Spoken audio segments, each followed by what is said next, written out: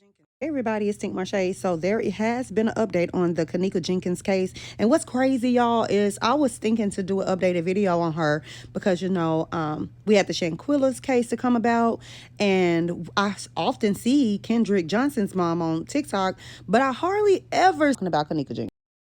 When I tell y'all this case had me in a chokehold, I know y'all remember those YouTube videos where they were like, oh, you hear somebody in the background saying, get off of me. Or the whole rumor about the security guard and Zack TV. Like I did a video on Zack TV on my YT channel years ago and how he possibly was connected to the case, but I really don't think so. I think he was just given warnings to back away from Kenneka Jenkins' case.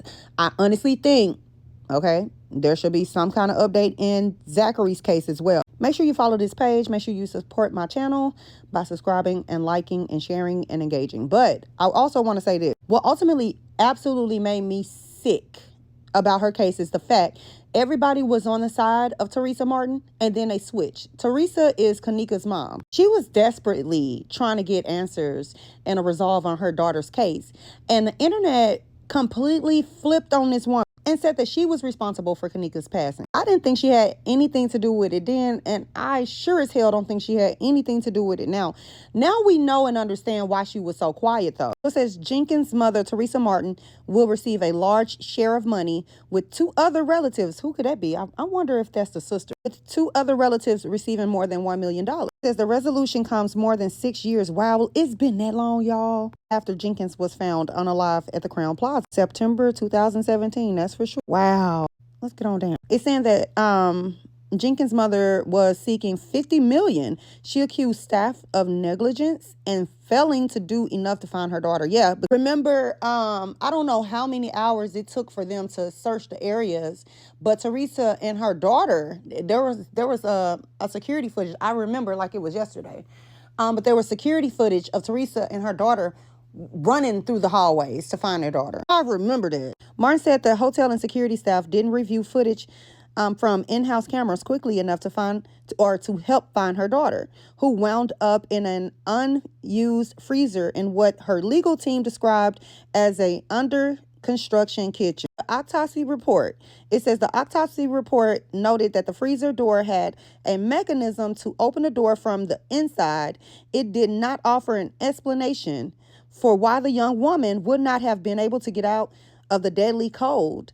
Martin's legal team has said they believe someone outside of the freezer secured the door, which they say should have been locked in the first place without knowing Jenkins was inside. Wow. I remember watching, I don't know if this guy was a part of the autopsy of Kenneka Jenkins, but I remember a guy coming out and saying that it was plausible that she was drunk or, she was drugged possibly.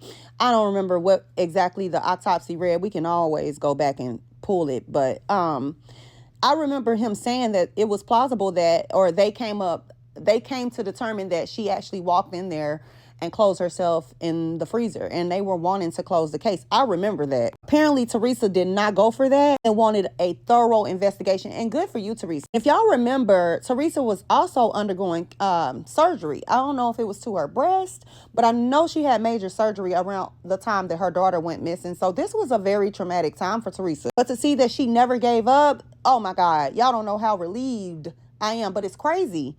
This is why you should always trust your intuition. I swear to God, Kenneka came in my mind maybe a day ago, and I was like, I maybe need to update the case and see what we know now. And I still can. Hell, we can still do it. It says Rosemont police agreed that the accidental death finding, but the case has lingered in the public mind. I know it did mine. And change.org petitions called for reopening the case have attracted where was this at? Hundreds of thousands of signatures.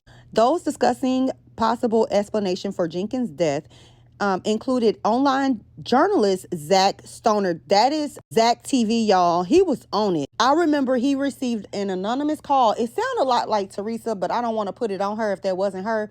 But it was a call that he received that threatened him to back away from the case. And shortly after, he was found unalived in his car. Very tragic. Jenkins' case also set off wide interest from people who viewed her disappearance and death as a sign or as signs of a wider problem. the disproportionate rate at which black people and young black girls and women in particular goes missing in the United States each year. Woo!